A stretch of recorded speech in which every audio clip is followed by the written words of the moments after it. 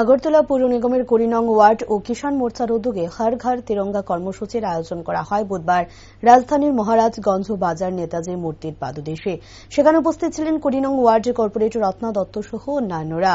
পরবর্তী সময় সাংবাদিকদের মুখোমুখি হয়ে ২০ নং ওয়ার্ডের কর্পোরেটর রত্না দত্ত বলেন, ২০২২ সালের দেশের প্রধানমন্ত্রী নরেন্দ্র মোদী গোটা দেশবাসীর কাছে আহ্বান রেখেছিলেন স্বাধীনতা দিবসকে কেন্দ্র করে হর ঘর তিরঙ্গা কর্মসূচি গ্রহণ করার জন্য। আর তখন থেকে গোটা দেশের পাশাপাশি গোটা রাজ্যবাসী হর ঘর তিরঙ্গা কর্মসূচির অঙ্গ হিসেবে ১৩, ১৪, ১৫ আগস্ট ৩ দিন ব্যাপী বিভিন্ন কর্মসূচি গ্রহণ করে চলছে।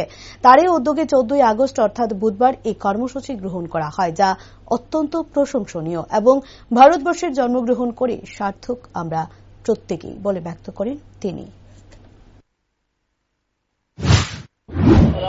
আমরা ২০২২ থেকে ভারতবর্ষের প্রধানমন্ত্রী নির্দেশে আমরা যে ভারতবর্ষে আমাদের জন্মভূমি, সেই জন্মভূমিকে সম্মান দেওয়ার জন্য আমরা ২০২২ থেকে আমরা এই কর্মসূচি পালন করছি, ঘর ঘর তিরঙ্গা।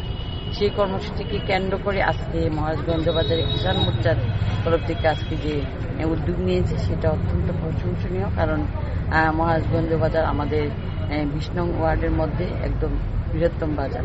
সেই বাজারের সব কার্যকর্তারাই আমাদের সঙ্গে এসে আমাদের ভারতবর্ষের সম্মানকে অক্ষুণ্ণ রাখার চেষ্টা করেছে। আমরা সবসময় আমাদের ভারতবর্ষ আমাদের দেশ, সেই দেশের সম্মান আমরা সবসময় পালন করি। আর আমাদের যশস্বী প্রধানমন্ত্রীর নির্দেশ তো আমাদের রাজ্য। আজকের দিনে আমরা এখানে দাঁড়িয়ে ভারতবর্ষের যে তিরঙ্গা ফ্ল্যাগটাকে আমরা সম্মান জানাতে পেরে খুব গর্বিত। আমরা ভারতবর্ষের জন্ম, আমাদের সেই জন্মটাকে আমাদের সার্থক।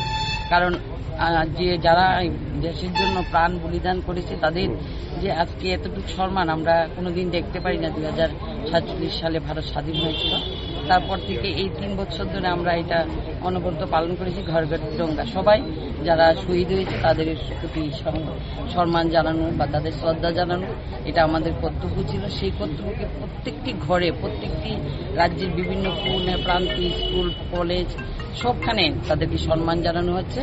ভারতবর্ষের এই সম্মানটুকু আমাদের কাছে সবচেয়ে বড়, কারণ যারা দেশের জন্য প্রাণ দিয়েছে তাদেরকে শ্রদ্ধা জানিয়ে আজকের দিনে আমরা এখানে ফ্ল্যাগ উত্তোলন করছি এবং নেতাজি সুভাষচন্দ্রের গলায় মালা দেব। সেই উদ্যোগটাকে আমরা প্রশংসা